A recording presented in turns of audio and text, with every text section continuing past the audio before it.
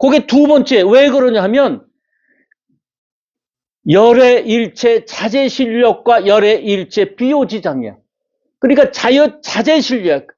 그 힘은 운영할 수 있는 우주의 그 커다란 힘은 어떻게 되냐면 자제 실력. 열에게 통달해서 걸림이 없는 일체 자유자재한 힘. 이 우주에는 자유자재한 힘이 있는데 이 자유자재가 뭐냐면 누구에게나 다 쓸모가 있는, 누구에게나 다 쓸 수 있는, 누구 다 쓸 수 있는 자재라는 것은 어떤 사람에게도 다 어떤 경우라도 다 맞아떨어지는 거. 그래서 하나의 빈틈없이 다 맞아떨어지는 거. 부자는 부자에게, 가난한 사람은 가난한 사람에게라도 다 맞아떨어지는 거.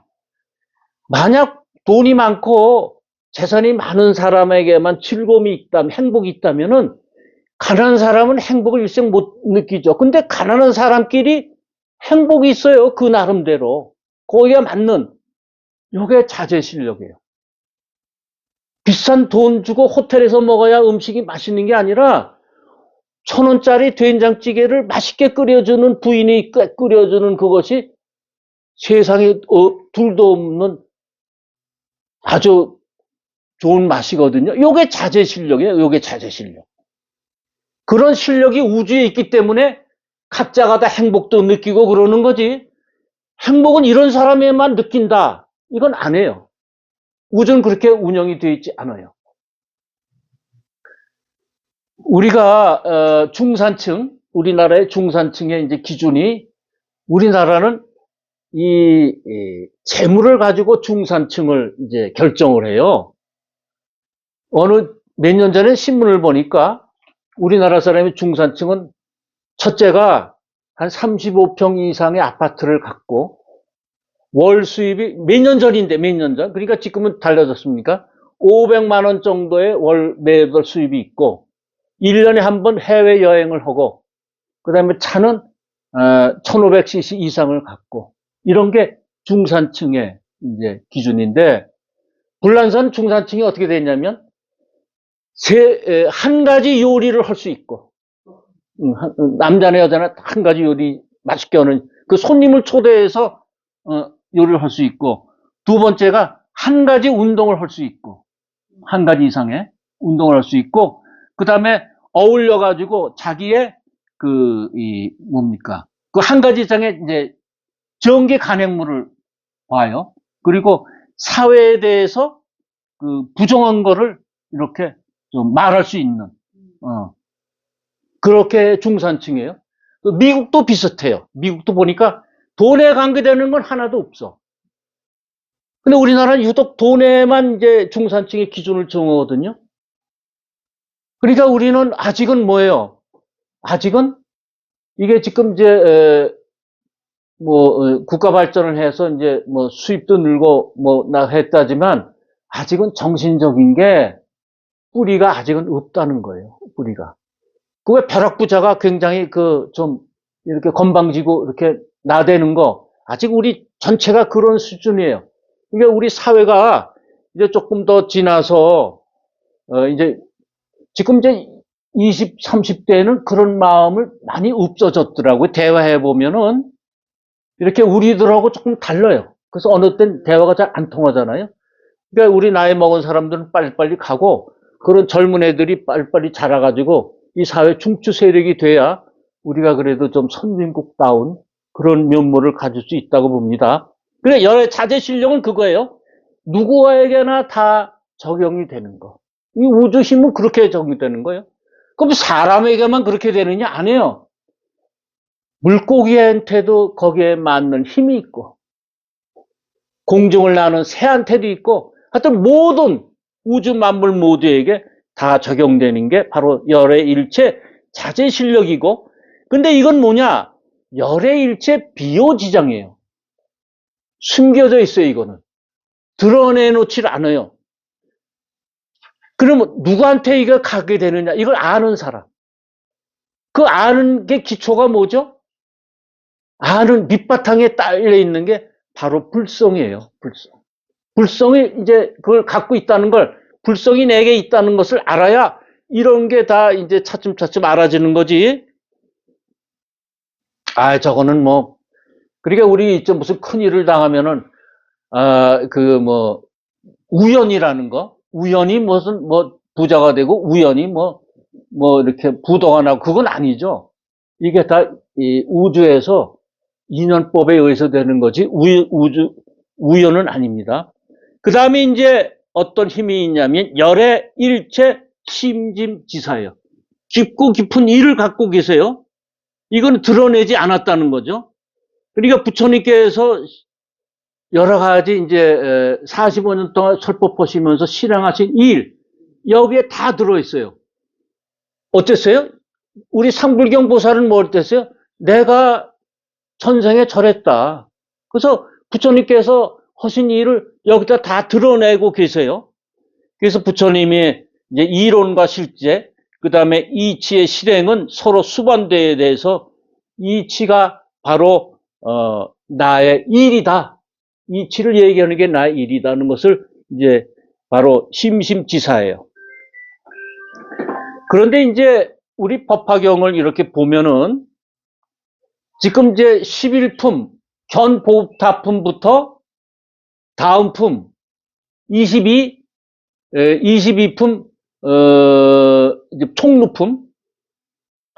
총루품까지가 부처님이 어디서 설법하시냐 하면 11품 견보타품에서 이제 공중에서 석가모니 부처님하고 그 탑을 여니까 그 탑에 저희 보종세계에서 열반하신 다보 부처님이 계세요. 그러니까 석가모니 부처님과 다보 부처님이 탑 속에 계세요. 공중에 계셔. 그러니까 거기 모였던 대중들이 부처님 우리들도 좀 공중으로 좀 올라가게 해 주십시오. 해가지고 그 공중으로 다 올라가요. 그러니까 우리가 지금 이제 총루품까지는 공중에 계신 부처님의 설법을 듣는 거예요. 우리도 공중에 있는 거예요, 지금. 예? 요거를 허공회라고 그럽니다. 허공. 빌허자에도 공을 얘기하는 거예요. 그러니까 허공회 하다가 이제, 그럼 법사품까지, 제10분 법사품까지 어떠냐? 기사굴산에서 얘기를 하세요. 땅에서 얘기하시다가, 이제 총루품까지 허공에서 말씀하시다가, 설법하시다가, 그 다음 23품은 뭐예요? 야광보살품, 본사품 아니에요. 이제 보살품 할 땐 다시 땅으로 내려와서 쭉 20품까지 땅으로 말씀하세요. 그러니까 땅에서 하시다가 허공에서 하시다가 다시 땅에서 하세요. 그러니까 공을 왜 얘기하는가? 법화경은 제법실상과 공을 얘기하거든요. 그래서 여기 이제 허공에서 법회를 하시는 겁니다. 자, 그러면 543쪽 보겠습니다. 그럼 네 가지의 부처님의 열의 일체 실력은 다 아셨죠? 우리한테 그게 있습니다. 있는데 아직 우리들 깨닫지를 못해서 그래요. 그러니까 이제 성불한다거나, 우리 성불이 뭐예요? 불성을 이제 이룬다는 거 아니에요? 견성은 뭐예요? 우리 불성을 본다는 거 아니에요? 우리 불성에 대한 얘기만 다 하고 있어요. 그러므로 그대들이 열애가 열반한 뒤에 한결같은 마음으로 받아 지니고 읽고 외우고 해설하고 쓰고 말한 대로 닦아 행할 것이니라. 어느 국토에서나 이 경을 받아 지니고 읽고 외우고 해설하고 쓰고 말한 대로 닦아 행하는 이가 있거나, 이 경전이 있는 곳이면 동산이거나 숲속이거나 나무 아래거나 암자이거나 거사의 집이 있거나 전각이거나 산골짜기거나 넓은 들에거나 다 탑을 쌓아 공행하여야 하느니라. 그러니까 장소에 불문하고 이 법화경이 있는 데면 다 뭐예요? 다 법당이라는 소리예요. 이 법화경이 있는 데면. 그래서 지가 이제 여기 탑을 쌓으라 그랬잖아요. 탑을 쌓았는데 저는 처음에 이렇게 알았어요. 탑을 우리 칠보탑 아닙니까? 되게 칠보탑을 쌓아라 이런 얘기 많아서 칠보가 뭐예요? 금은 유리 차거 만호 산호 호박. 아, 이 탑을 쌓는구나. 근데 제가 이제 어느 아주 옛날 책을 보니까 어느 분이 이런 말씀, 아주 대조사 이런 말씀하셨더라고요. 칠보탑은 이게 칠보탑이라는 거예요. 경을 가지고 탑을 쌓는 거더라고요. 처음에 암경을 가지고 탑을 쌓아요. 이거는 초기 경전이죠. 그래서 이거 암경은 이제 불교의 기초 교리가 시작이 되는 겁니다. 그래서 암경부터 시작을 해가지고 이제 맨 끝에 이제 열반경이 있죠. 열반경은 하루 낮과 하루 밤을 열반하시기 하루 낮과 하루 밤을 설하신 게 열반경이고, 그거에 이제 8년 동안 설하신 법화경, 법화경을 이거를 전부 한 군데 모으신 거예요. 이 경을 전부 한 군데 모으신 게 법화경이에요. 그래서 성불을 하려면 어떻게 했어요? 법화경을 봐라 그랬습니다. 이 열애실력품에서도 그 말씀을 하셨어요. 열애실력품에서도 성불을 하려면 어떻게 해요? 멸도지처에 어떻게 멸도하기 위해서는 어떻게 법화경을 봐라 그러셨거든요. 그러니까 이제 이 칠보탑을 세워라. 그리고 이 탑을 세우는 건 뭐예요? 우리 마음에 칠보는 뭐 이렇게 탑을 경을 이렇게 해서 하지만 이 경이 보이는 존재가 아니잖아요. 부처님의 가르침 아닙니까? 그러니까 가르침을 항상 탑을 세워라 그 가르침. 그런데요, 이 탑이 진짜로 이렇게 기도가 쓰인 분은 보신 분들이 많아요. 제가 이게 기도가 쓰인 보살님들하고 이렇게 보면은, 그리고 남의 탑도 봐요. 여기 근저행 보살님이라고 계셨어요. 이 일광사에 참 오래된 보살님이신데, 그분이 이제 근저행 보살님하고 이제 몇 보살님이 계시다가 이제 어떤 이유로 이제 현불사로 가셨어요. 여기서 못 지내시고, 그래서 거 가지고 보셨을 거예요. 대중공양할 때 행사 때 밥 이렇게 거기서 나눠주시던 보살님 계세요. 그 보살님이 꼭 저한테 오셔가지고 이제 누구는 신장을 며칠 데리고 다녀, 어느 법사는 어때 이분이 다 이제 보시고 말씀하시는데, 그때 탑 서는 것도 보시다 그랬어요. 누구 탑은 지금 몇 층까지 됐어, 누구는 지금 어때, 이러고 이제 그게 아마 이분은 다 이제 보신, 오래전에 돌아가셨는데 그런 힘을 갖고 계시더라고요. 그러니까 그 탑은 뭐예요? 내 마음속에 부처님의 가르침을 어느 정도 이렇게 쌓아놨나, 그겁니다. 그리고 이제 우리가 이제 나타내기를 칠보탑이라고 그랬는데 마음속에 있는 거죠. 왜냐하면 이곳이 곧 도량이니, 그 탑이 있는 곳, 마음에 있는 것이 곧 탑이에요. 도량이기 때문에 모든 부처님들이 다 여기에서 안욕따라 삼맥삼물을 얻었으며, 모든 부처님들이 여기에서 법륜을 굴리며, 모든 부처님들이 여기에서 열반의 뜻이 있느니라. 그러니까 모든 부처님은 법화경이 있는 데서 깨달음도 얻고 거기서 열반도 얻는 거예요. 법륜도 굴리고 거기서 법화경이 있는 데서. 장소는 산속이거나 어디 암자거나 그 상관없어요. 법화경이 있는 데서는 다 이제 깨달음을 이루게 되고 하는 것입니다.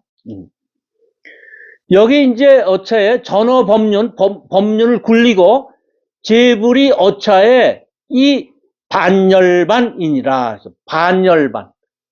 일반 반자 썼죠? 반열반. 이 반은 뭐냐면 완전히라는 뜻이 있습니다. 완전히. 완전하다. 그러니까 열반에는 두 가지가 있어요.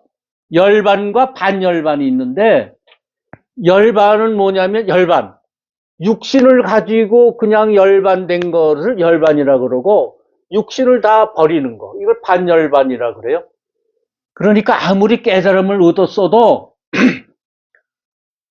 날씨가 더우면 옷을 벗어야 되고, 추우면 옷을 입어야 되고, 배고프면 밥을 먹어야 되고, 누가 탁 치면 아픈 걸 느끼고, 육신이 있기 때문에 육신에 끄달릴 수밖에 없어요. 아무리 안욕따라 삼백삼물 얻어도. 근데 육신을 버리면 이제 그게 없지 않아요? 요게 반열반이에요. 이때 번뇌의 불이 완전히 꺼져요.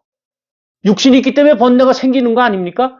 그 번뇌 불이 완전히 꺼지고 깨달음의 지혜를 얻어서 완전한 경지에 들어가는 거. 이게 불교의 궁극적인 목표예요. 이게 반열반이에요. 그래서 이제 개송을 이제 말씀하십니다. 이때 세종께서 이 뜻을 거듭 펴시려고 개송을 말씀하였다. 세상 구원하시는 부처님 큰 신통에 머무르시고 중생들을 기쁘게 하시려고 한량없는 신통의 힘 나토시니 넓은 혀가 범천에 이르고, 요거는 뭐 아시죠? 이거 무량 범천까지 혀를 길게 내서, 이건 뜻은 뭐예요? 내가 지금부터 진실을 얘기한다. 그 말씀. 이러고 몸에서 수없는 광명을 놓아, 털구멍에서 이제 광명을 놓았죠. 불도 구원은 이 위에 이렇게 휴한 일 나타내 부처님의 기침소리와 일시의 기침을 부처님들 한꺼번에 하셨죠. 그러니까 사바세계에 계신 부처님과 외부세계의 부처님도 다 한꺼번에 기침을 했어요. 손가락 튕기는 것을, 그러니까 이제 탄지한다 그래서 탄지. 시방세계에 두루 들리며 땅이 6가지로 진동하고, 이거는 우리가 육군이 청정해진다는 겁니다. 육군이 청정해지고 부처님 열반하신 뒤 이 경전 진임으로써 여러 부처님 환희하시어 한량없는 신통 나타내시며 이 경전 유척하려고 받아 지니는 이 찬탄함이 한량없는 겁동안에도 오히려 다 말할 수 없어. 그래서 저는 부처님이 설가오니 부처님이 열반하신다 이렇게 이제 많이 이제 여기 말씀하시잖아요. 그 저는 우리 스승님이 열반하시는 걸로 이제 한번 이렇게 바꿔봤어요. 그럼 스승님이 열반하셨는데 열반하신 후 법화경을 수지독성 해설 서사하면은 그때 육군이 청정해지고 이제 실력을 얻고 깨달음이 앞으로 나갈 수 있는 거예요. 근데 과연 우리가 그렇게 했는가? 그러니까 우리가 그렇게 하지 않고 우리가 불미스러운 일이 있었단 말입니다. 그러니까 저는 굉장히 이게 지금 생각하니까 이게 참 우리를 정말 채찍을 내쳤구나. 우리가 우리를 깨달음의 길로 가는 것을 막았구나. 그런 생각이 자꾸 나요. 경애의 말씀대로 하지 않았거든. 예. 그래서 이제 이거라도 다시 우리 종단 많은 분들이 이것을 다시 좀 깨닫고 이렇게 하면은 뭐 남은 시간 얼마나 남지 모르지만은 다시 이렇게 나가야 되지 않을까. 아마 스승님은 거기에서 굉장히 계신 데서 굉장히 안타까워 하실 것 같아요. 마치 시방의 허공 끝단 곳 알 수 없듯이 시방세계 허공은 알 수 없죠, 우리가. 공중에 무슨 막힘이 있습니까? 그죠? 경계가 없죠. 막힘 없듯이 이 경 지니는 이는 이미 다 나를 보았고. 그러니까 이 법화경을 수지독성 해설 서사하는 사람은 부처님을 본다는 거예요. 부처님을 봐.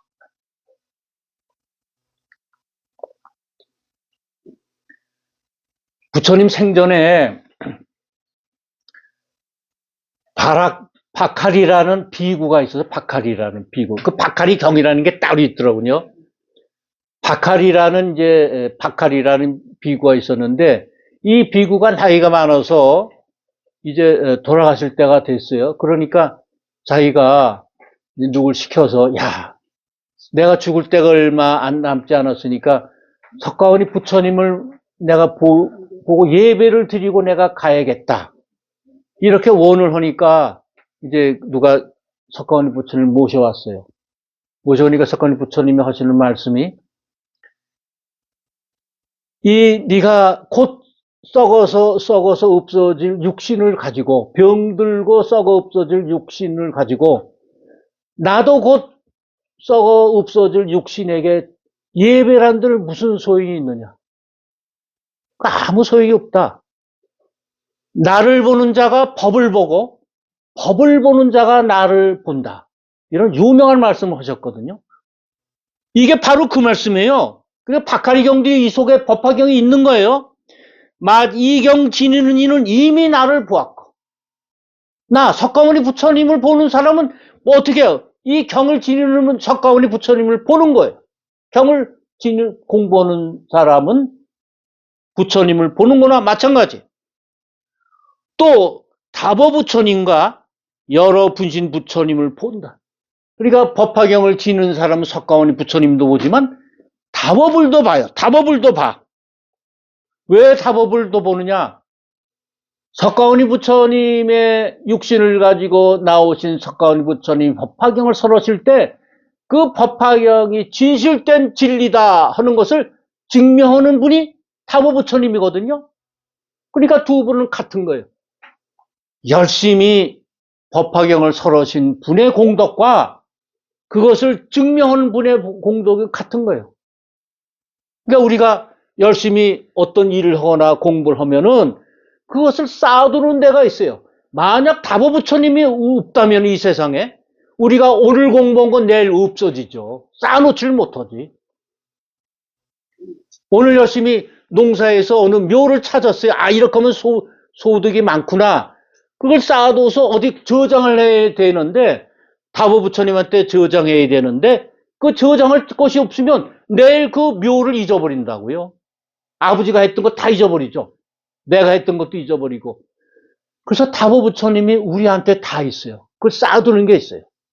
그러니까 다보 부처님도 보는 거예요. 이 경을 보는 사람은. 그리고 또 오늘날 내가 보살들을 교화함도 보나니 보살들을 교화해서 안욕따라 303부리에 가깝게 가는 것도 다 본다. 이게 법화경을 다 수지독성 해설 서사하면. 그래서 이 경친이는 이는 나와 나의 분신과 열반하신 다법을 모두 다 기쁘게 하고 시방에 지금 계시는 부처님 과거와 미래의 모든 부처님 뵙기도 하고 공양도 하여 모두들 기쁘게 하나니. 그러니까 지금만 보는 게 아니라 어떻게 과거 현재 앞으로 오실 부처님도 다 보게 된다. 그래서 여기가 미륵보살은 뭐예요? 다음 세계 다음 생에 부처 되는 보살 아닙니까? 미륵보살이. 그래서 미륵보살이 나와서 이 질문을 하고 그 우두머니가 돼서 부처님의 말씀을 듣는 거라고 이제 생각을 합니다. 모두들 기쁘게 하나니 부처님들 도량에 앉아 얻으신 비밀한 법을 이 경 지니는 이도 오래지 않아 얻게 되오리. 이게 뭐예요? 부처님이 하신 거를 우리도 할 수 있다. 그러니까 다른 종교는 이런 말씀을 안 해요. 다른 종교는 교주가 있고 이 사람은 우리는 거기에 교주의 말씀대로 따르는 사람일 뿐인데 우리 불교는 나도 성불 했지만 너희도 성불한다. 너희도 부처다. 같다는 거예요. 같아. 이 경 지니는 이도 오래지 않아 얻게 되오리. 이 경전 지니는 이는 모든 법문의 뜻과 이름과 이야기들을 말 잘하여 담이 없어 마치 바람이 공중에 불 때 어디나 걸림없듯이. 저는 이 법화경을 이제 그분은 이제 법화경을 잘 안 하신 것 같지만 요새 증문직설 하시는 스님 계시죠? 법륜 스님. 근데 그분은 정말 대단하시는 게 어떤 질문을 하더라도 딱 질문이 끝나자마자 이제 대답을 이어가세요. 근데 그분이 워낙 저 보기에 아주 이 머리가 굉장히 좋으신 분이야. 그러길래 그분이 젊을 때는 과학자가 되려고 하셨대요. 그런데 이제 어느 스님이 딱 올 때 보고 중학교 때 이제 절에 왔다니까 보시고 얘를 단명험내입니다. 법륜 스님 말씀이 자기 말씀 단명하니까 부처님한테 부처님 자식을 만드십시오. 그래야 오래 삽니다. 그래서 이제 스님이 됐다는 거예요. 그분 말씀이. 근데 여기에는 뭐 우리 불자만 있는 게 아니라 그 대중들에는 그저 기독교인도 와서 질문하고 천주교인도 와서 질문하고 근데 다 거기에 이제 말씀을 하시는데 그러니까 걸림이 없이 말씀을 하세요. 걸림이 없이. 그러니까 그분도 그러니까 그것은 뭐냐? 그분이 석가모니 부처님의 가르침을 받았기 때문에 불법을 알았기 때문에 허공이 걸림이 없듯이 어느 질문에도 걸림이 없어요. 그래서 저는 다른 종교의 그 지도자들도 과연 그렇게 할 수 있을까? 근데 다른 종교는 믿음을 강조하기 때문에, 그러니까 조금 미심적어도 믿음을 강조하기 때문에 그 믿음 위에 거기에 매달려 있단 말입니다. 거기에 묶여 있어. 근데 불교는 이러셨거든. 네가 불교를 그러니까 우리의 신의 품에 믿는 것도 중요하지만 이해를 하는 게 더 중요하다. 그 신의 품에 있거든요. 그 해는 뭐야? 네가 이해가 되면 와서 불법을 듣고 이해가 되지 않으면 기다려라. 이해될 때까지. 그래서 이 불법에는 억지로 믿으라 하는 게 없어요. 억지로 믿어라. 응? 그러니까 좀 미심쩍은 게 많잖아요. 우리가 다른 경을 보면은 다른 종교의 경을 보면 근데 불교는 그게 없어요. 그러니까 처음에 그 서선대에서가 그 말씀을 하셨어요. 그것 때문에 저는 사실 이 경을 보기 시작했는데 첫 말씀이 불교는 믿음을 강조하는 종교가 아닙니다. 이 말씀부터 하시더라고요. 믿음을 강력히 하는 종교가 아닙니다. 강조하는 종교가 아닙니다. 불교는 깨달음을 추구하는 법문입니다. 이게 그 서산대세의 말씀인데 그래서 아주 불교를 간략하게 말씀해 주신 것 같아요. 그 여기도 있어요. 부처님이 도량에 앉아서 얻은 비밀한 법을 너희들도 얻을 수 있다. 너희들 부처가 된다. 이경전 지니는 이는 모든 법문의 뜻과 이름과 이야기들을 잘 말하여 탐이 없고 그 끝이 없어. 마치 바람이 공중에 불 때 어디나 걸림 없듯이 그냥 무슨 문제든지 다 해결할 수 있어요. 열애가 열반한 뒤에 부처님이 열반하신 경전의 인연과 차례를 알고 뜻 따라 실상대로 말하면 인연과 차례를 알아요. 이건 뭐예요? 시절 인연이라는 소리, 시절 인연. 그냥 내가 바란 대로 다 이루어지는 게 아니라 언제고 인연은 시절 인연 이루어질 때가 있다. 이루어질 때가 있다. 법화 경공을 열심히 하고 나면 이루어질 때가 있다. 차례를 알고 뭐예요? 기다려라. 차례를 알고 참 인연을 알고 차례를 알아요. 이게 시절 인연이죠. 뜻 따라 실상대로 말하면 해와 달의 밝은 빛 모든 어둠 없어지듯이 그러니까 이제 광명이 비치니까 이 어둠은 어떻게 없어요? 무명인데 무명은 어떻게 없어져요? 바로 지혜로 없어져요. 지혜. 부처님의 털구멍에서 모든 광채가 나와서 지혜가 온 우주를 시방세계를 감싸니까 그 지혜가 어둠을 없애듯이 이 사람 세간에 다니면 중생의 어둠 능히 없애고 한량없는 보살을 교화 끝끝내 일승에 머물게 하나니 모두가 이게 하나로 통일이 돼요. 그러므로 지혜 있는 이런 공덕과 이익을 듣고 내가 열반한 뒤에도 이 경전 받아 지니느라 이 사람 불도에 이르기 결정코 의심 없나니. 그러니까 일승법으로 다 우리가 공부하면 다 부처님 되는 거는 확실하다. 이 말씀이 열의 실력품의 말씀입니다. 묘보인화경 열의 실력품 종. 오늘 여기까지 말씀드렸습니다.